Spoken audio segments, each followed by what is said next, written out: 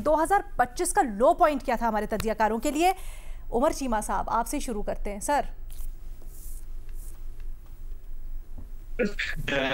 अलीना, ये जो इसकी मुख्तलिफ तशरीहात हैं। जो मेरी नज़र में जो एक लोएस्ट पॉइंट था वो हमारे कंट्री में जो एक इंस्टीट्यूशनल कैप्चर है, जो कि हमें ये 26वीं और 27वीं तरमीम में नजर आया। ठीक है कि ओवरऑल चीजें बड़ी एक स्ट्रक्चरल लेवल पर चेंजेस आई हैं उसमें, कि जुडिशरी जो है वो जिस तरह अंडरमाइन हुई है। आई डोंट नो कि इसको कितनी देर लगेगी। दूसरा, जो पार्लियामेंट ने अपनी पावर जिस तरह एक सरेंडर की है, इसको भी बड़ी देर लगेगी। तो अगर हम एक सियासी तनाज़र में देखें तो मेरा ख्याल है कि ये एक बहुत बड़ी एक जैसे होता है ना कि एक रिवर्स गियर लगा है, वो वाला गियर लगा है पाकिस्तान में। ये बहुत बड़ी, मेरी नजर में तो इससे बड़ी कोई डेवलपमेंट को नहीं है। ठीक है फखर साहब, आपके लिए लो पॉइंट क्या था 25 का? लोएस्ट पॉइंट मेरे नज़दीक खासतौर पे पाकिस्तान के कॉन्टेक्स्ट में देखा जाए तो जो पार्लियामान के ऊपर पुलिस का धावा था जो पार्लियामेंटेरियंस को गिरफ्तार करने के हवाले से, वो मैं समझता हूँ जो पार्लियामेंट की बेतौकीरी की गई,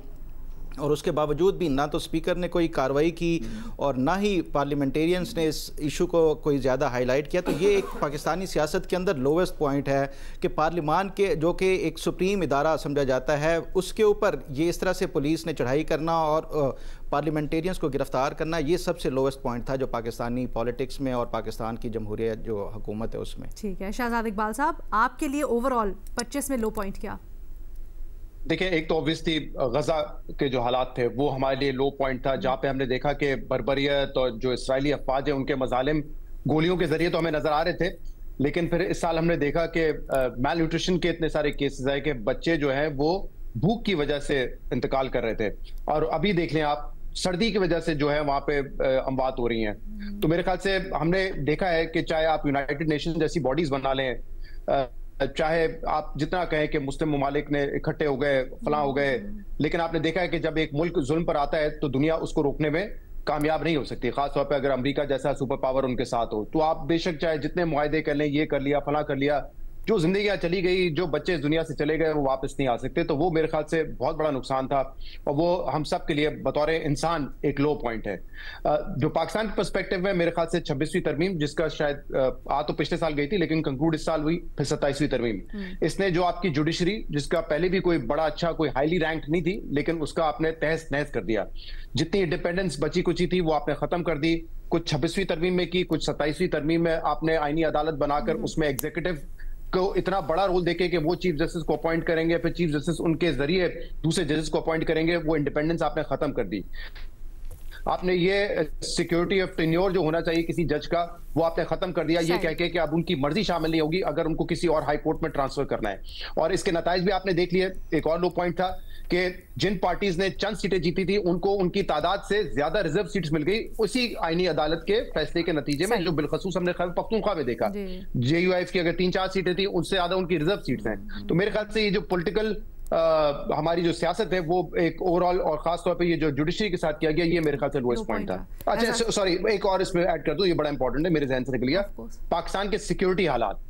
इतनी बड़ी तादाद में हमारे सिक्योरिटी लॉ इन्फोर्समेंट एजेंसीज की जो अमवात हुई है, यानी कि जिस दहशतगर्दी की जंग के बारे में हम कहते थे हमने कमर तोड़ दी है, वो हमने देखा है कि पिछले 1-2 साल में पलट के वापस आई है। 2025 शायद सबसे ज्यादा खूनी साल है, या शायद 2011-12 के बाद सबसे ज्यादा हमारे लिए एक खूनी साल रहा है, जिसमें सिविलियन अमवात भी हुई हैं और इसके अलावा हमारे जो लॉ इन्फोर्समेंट एजेंसीज हैं उनकी भी बड़ी तादाद में हुई है। नो डाउट हमने लड़ने की कोशिश की, उनको मारा भी है, लेकिन हमारा बड़ा नुकसान हुआ है। मेरे ख्याल से ये सिक्योरिटी जो है one of the lowest point रहा है। ठीक है एजाज साहब। अलीना, फ्रैंकली स्पीकिंग, अगर आप डेमोक्रेसी के हवाले से बात करें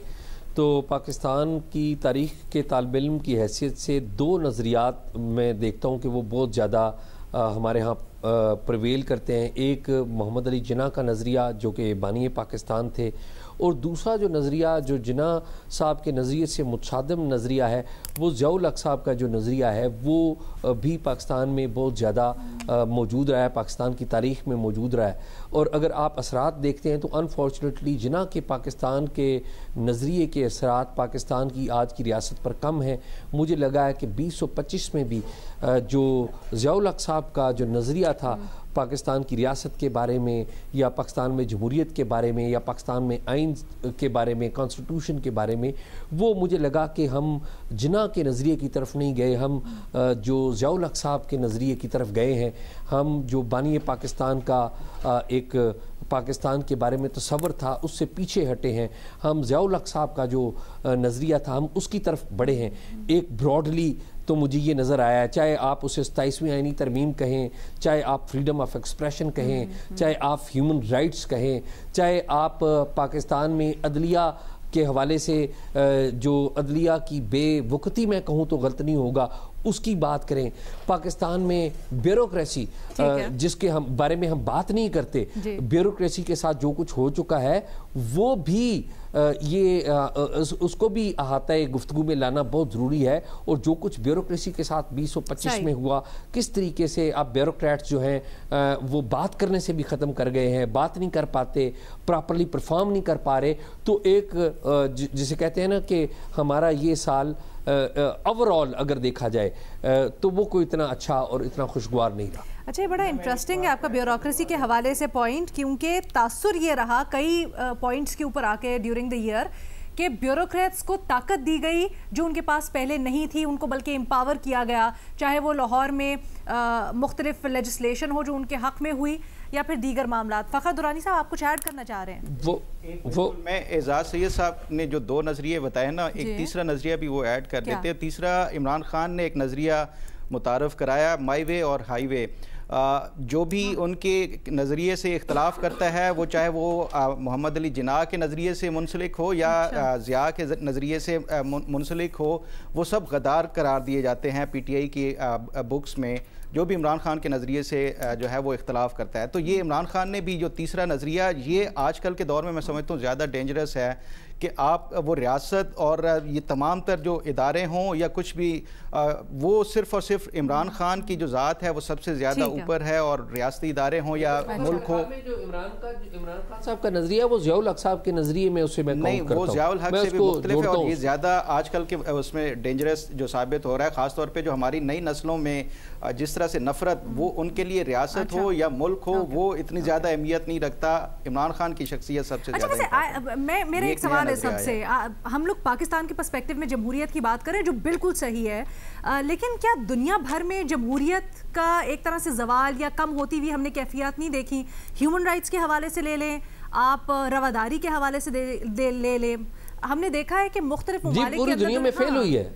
جمہوریت کے لیے، اس میں تو کوئی شک نہیں ہے، اس میں تو کوئی شک، دیکھیں پوری دنیا کی ہم بات اس لیے کرتے ہیں